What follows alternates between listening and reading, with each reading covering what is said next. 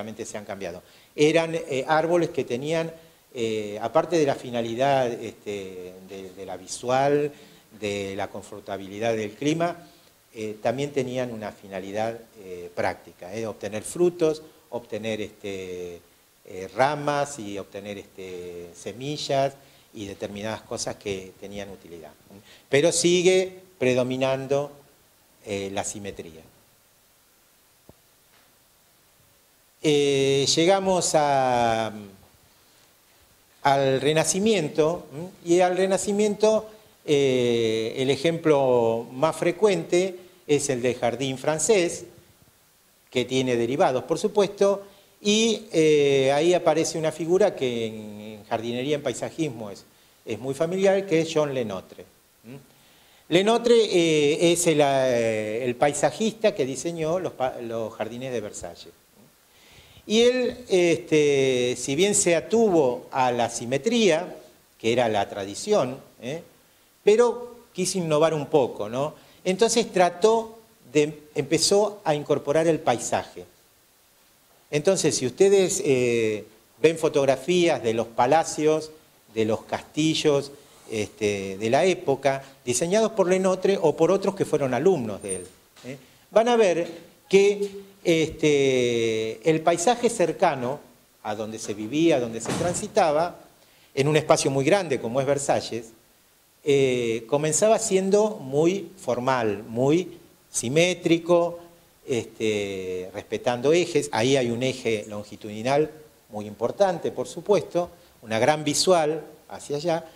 Pero después, a medida que va transcurriendo, se va transformando en bosques, a un lado y al otro, se va transformando en bosques donde, si bien los árboles están alineados, civilizados, digamos, ¿no? Como más arbórea, ya dejan de ser un diseño simétrico y pasan a ser un bosque donde se pierde un poco la simetría. Y después, en una última línea, la visual nos lleva al campo que había afuera. Imaginemos lo que ocurre acá en una estancia, un camino de entrada a una estancia o una visual hacia la parte de atrás de una estancia. Tenemos un sector que es un parque cuidado, donde vamos a tener flores, donde vamos a tener determinadas plantas, que las tenemos que cuidar especialmente y que está cerca de donde hay agua. 200 metros más allá, era muy difícil llegar con el agua, salvo cuando se tenía mucho personal y muchos elementos para hacerlo.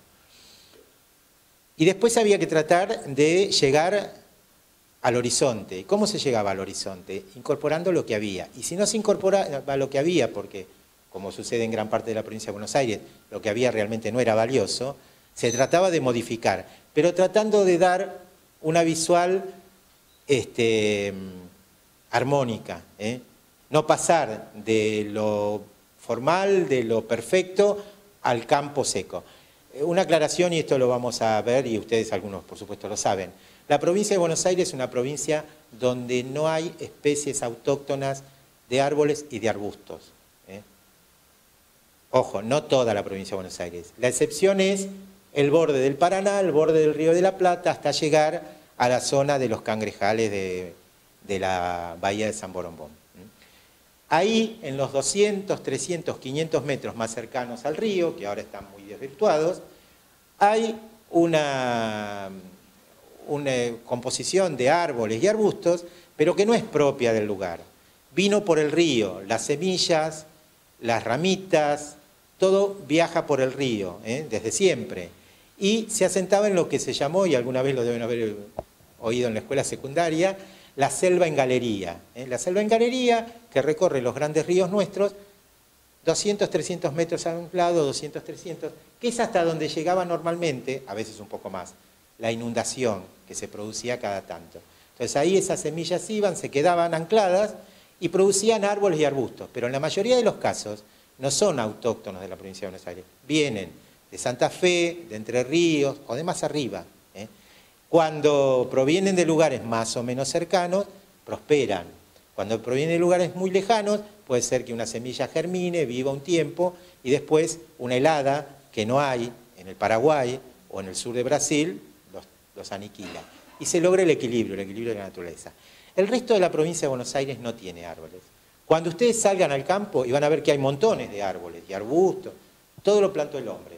Todo lo plantaron los tanos, los gallegos, los ingleses, los irlandeses. ¿Por qué? Porque trataron de tener el paisaje que tenían en su lugar de origen. Y bendito sea que lo hayan hecho. Pero siempre tuvieron que adaptarse a lo que se podía, no a lo que se quería. Porque muchas cosas que ellos hubieran querido traer de su país de origen no la pudieron traer, porque no se adapta, porque las condiciones no son las que corresponden. Entonces, a pesar de esa limitante, uno sale aquí al campo y claro, después de 200 años, ve árboles por todos lados, ve... claro, sí, lógicamente, lo que se trataba también era de obtener, sobre todo, reparo. El paisaje de la provincia de Buenos Aires es el paisaje que alguna vez ustedes leyeron en el Martín Fierro, el pastizal. El pastizal de 1 metro, 1,5 metros de altura, gramíneas, que hoy las estamos incorporando otra vez a la jardinería. Pero ese es el paisaje de la provincia de Buenos Aires. Hay un solo arbusto, que ahora no me acuerdo el nombre, que anda por acá por la zona, en las sierras, y yo lo he visto en el vivero municipal de Miramar, y un poquito más para el lado de Necochea, un arbusto medio grisáceo con una hojita media pinchuda, que mide esto, y eso es uno de los pocos arbustos que se podría decir que es autóctono de la región. Y algún otro así, pero... No. No, es un arbustito bajo que en lugares un poquito reparados, entre la zona de sierras, por ahí aparece, que ese se puede considerar autóctono. Ni siquiera la retama, que crece con tanta facilidad, es autóctono de acá. Es autóctono de la Argentina, del sur de Brasil, de Uruguay, pero no de esta zona. Y yo esperaba que alguien me diga, ¿y el ombú? Bueno, el tala es de la selva en galería de la costa del Río de la Plata y del Paraná. Que llega acá en las condiciones... Claro, o que se extiende, porque el hombre arrastra. El hombre es... ¿Por qué razón, o sea, hablando de tierra tan fértil, que le plantás de última cualquier cosa y crece, tenemos, o ha habido una pampa tan...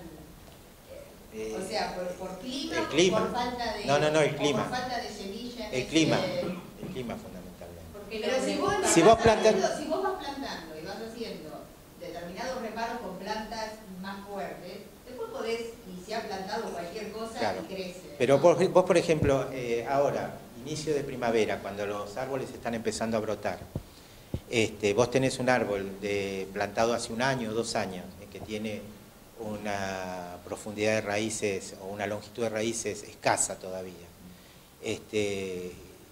Vos vas a ver que en vez de brotar a lo mejor en estos días, bueno, esto de hoy puede ayudar.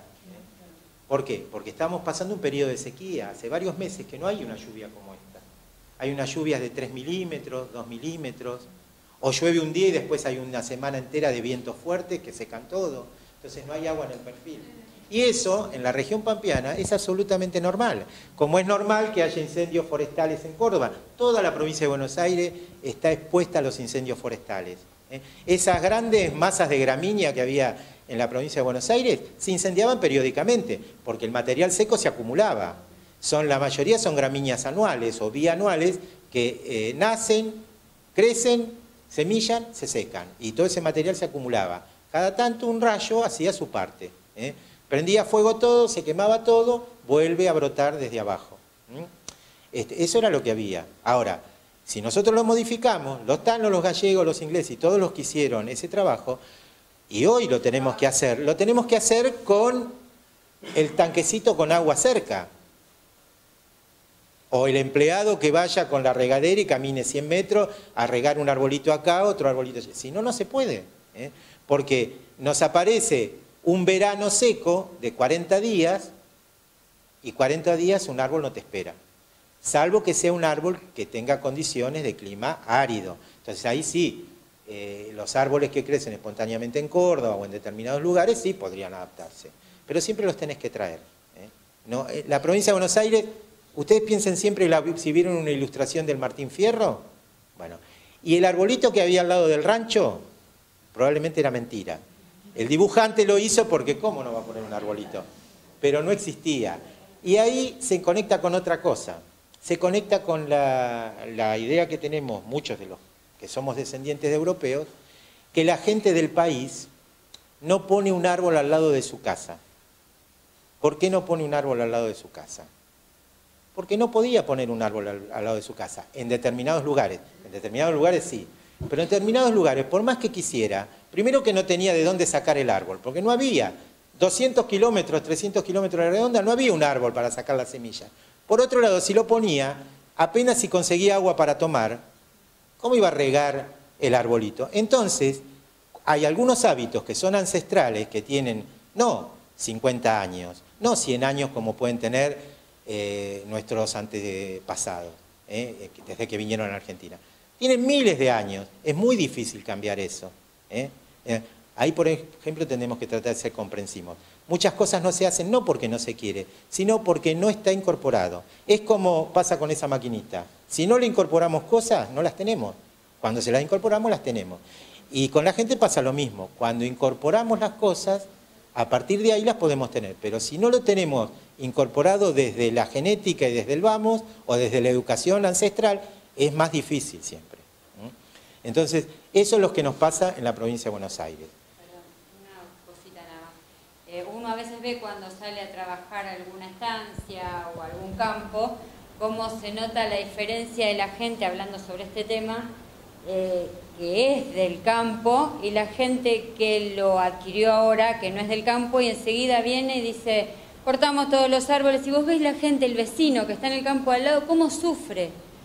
Dice, todo el tiempo y la cantidad de años que habrá estado la persona que era la dueña de ese campo para forestar, para armar ese reparo, para lograr esos árboles, y por ahí vienen otros que no tienen demasiada idea o que lo hacen como una manera más rentable, y lo primero que hacen es deforestar, y vos ves que esa gente sufre. ¿Por qué? Porque ellos han visto y se sufre lo que es poner árboles. Muchas veces nos ha pasado de tener que hacer una forestación en alguna estancia, después tenés que ir a ver por los fallos, tenés que volver. Lo que se cuida una forestación acá, para armar un reparo, para armar un acceso, para el tiempo que hay que estar. Entonces, cuando vemos en otro campo al lado, o cuando hay, que a veces decimos, hay una vivienda y un monte al lado, y lo sacan, el vecino enseguida está pensando, ¿y ahora cómo va a ser? Y el viento, y va a venir, va a dar vuelta, el verano. Entonces, ese tipo de cosas nos dan la pauta de que cuesta que crezca, que pueden salir, que pueden durar los árboles. Bueno, vamos a hablar un poquito más de este estilo. Este estilo, entonces, hacía un cambio, buscaba, a partir del concepto de lo formal, de lo simétrico, buscaba un escape hacia la naturaleza. Lógicamente, eso requería y requiere hoy en día un gran aporte de capital, que en este momento lo pagan generalmente los turistas, y tener poder y tener un batallón de gente que trabajaba para eso. En Versalles hay la orangerie. La orangerie son unos macetones de madera enormes, muy viejos, por supuesto los han ido renovando, donde tienen naranjos. Naranjos que tienen 2 metros, 2,50 metros de altura. Y dan fruta. Entonces uno dice, naranjos, si yo fui en invierno y las fuentes estaban heladas y las gaviotas caminaban arriba del hielo, ¿cómo hacían con los naranjos? En invierno los guardan, tienen una especie de grandes invernáculos y todavía hoy están más modernizados. Antes era de vidrio y ahí abajo se metían todos esos maceteros. Esos maceteros para levantarlos lo necesitaban en ese momento, hoy se harán con una grúa o con un elevador. Antes lo hacían, qué sé yo, 5 personas, 6, porque son unos maceteros de 1,5 metros por lado, cuadrados o rectangulares, impresionante. ¿Qué hacían? Llegaba el frío, a guardarlos. Pero el rey quería tener naranjos. Aunque estaba en el norte de Francia, él había visto en Italia que había naranjos. ¿Por qué no podía tener él? Y podía. Tenía poder y la plata como para hacerlo. Bueno, ese es el cambio. Ahí hay otro detalle, que después lo vamos a ver en una de las clases siguientes, que es cómo aprovechar a veces para dar idea de que las cosas son más de lo que son o que son menos de lo que son. Esa visual larga que se pierde en el paisaje, eso indica que Versalles es enorme, que el dominio del rey es hasta el infinito, se pierde. Ese era el objetivo, y hoy se usa ese objetivo también. No como una sensación de poder, aunque en algún caso puede ser. Pero lo que se busca hoy es crear un espacio, claro, que parezca más grande de lo que realmente es. Y eso se logra con las visuales, con incorporar el paisaje lejano, y también hay trucos como para acercar, que después en alguna de las clases siguientes lo vamos a ver. También ese es un punto que se utiliza mucho después. En arquitectura se sí, usa. pero lo que es en las plazas, muchas veces las plazas están, una plaza que tiene una visual hacia la otra y se utiliza como un eje en Mar del Plata. Tenemos ejes de las plazas, parece, son puntos que se van como tomando de todo esto que es el paisajismo de hace años, y que se tiene en cuenta en el momento del armado de lo actual. Muchos parques ahora tienen como una continuidad en otro y así sucesivamente. Y a veces cuando no tenemos el espacio como para lograr eso, lo que tenemos que poner para provocar que el que anda por el lugar mire es un punto de interés. Algo que puede ser generalmente es construido, que es lo que llama la atención y que, ¡ay, mirá, allá hay tal cosa! Y hay sí, hay. Con los árboles. Sí, eso después lo vamos a ir viendo. Diseño, que se van a acordar de esto. Pasemos a la siguiente.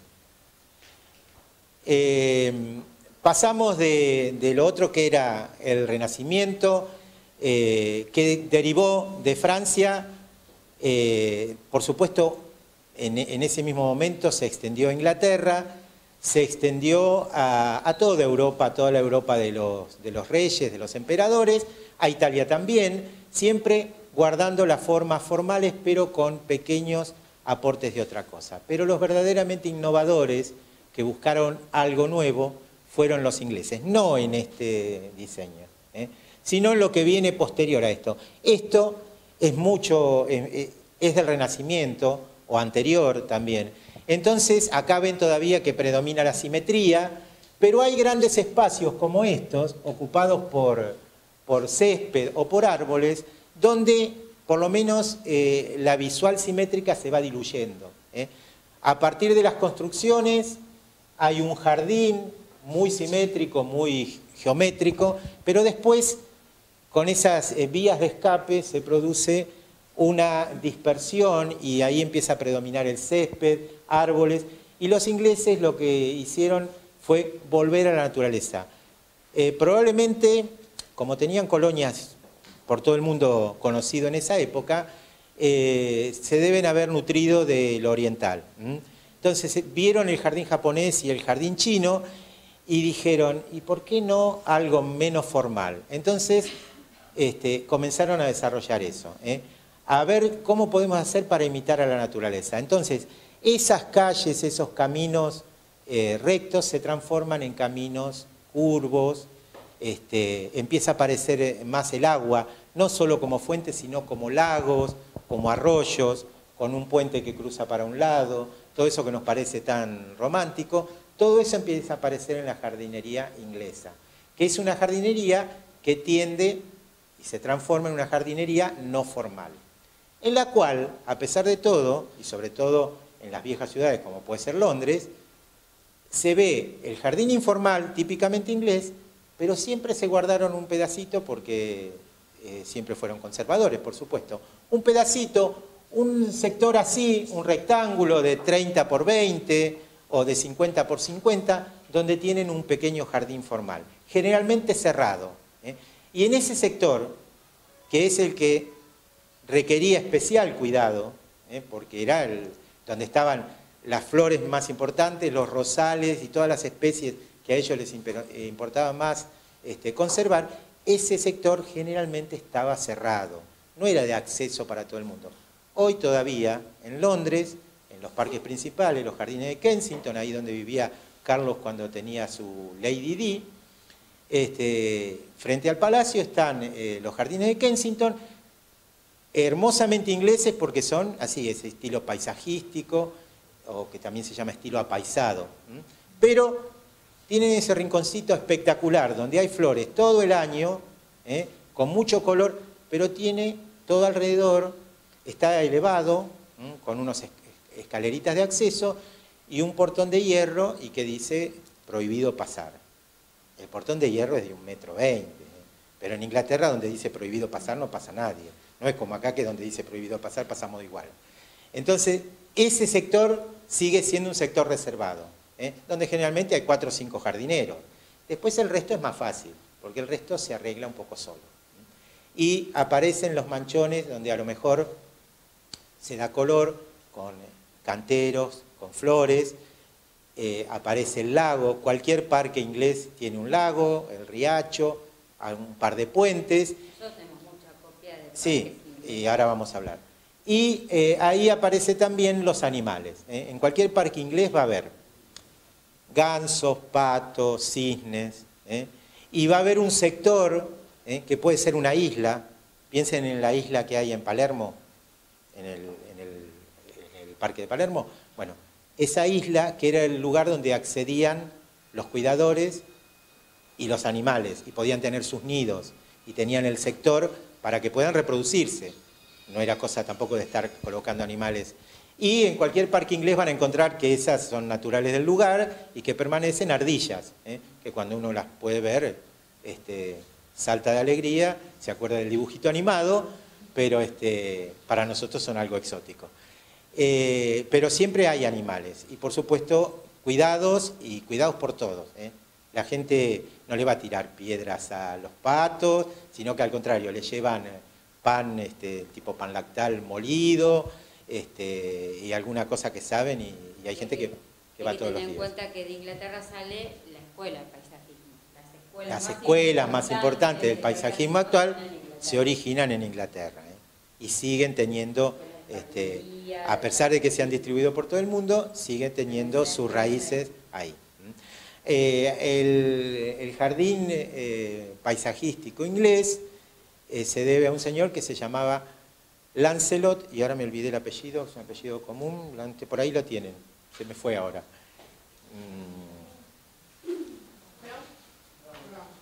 Lancelot Brown, como el almirante que supimos tener.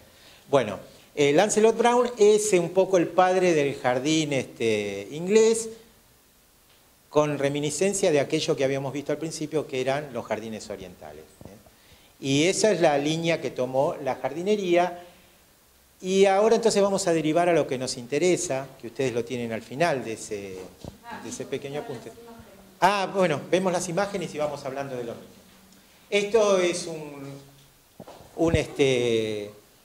una planta, pero esto creo que, no sé si no es el Central Park de New York. El Central Park es un típico jardín inglés, donde hay lagos, donde hay caminos curvos, donde hay montecitos de distintas especies de árboles y donde hay sectores con flores, y es el pulmón de la ciudad de Nueva York. Es muy grande, ahí no nos parece, pero es muy grande. Por supuesto, ese es un grabado antiguo, pero la planta nos sirve para ver que eso es típicamente el jardín inglés. Ahí casi no hay ninguna simetría. Volvemos para atrás con las fotos. Esto es, debe ser Versalles, supongo. Es la simetría que todavía hoy se trata de seguir manteniendo, donde hay una combinación de formas, de colores y que cambia a través del año.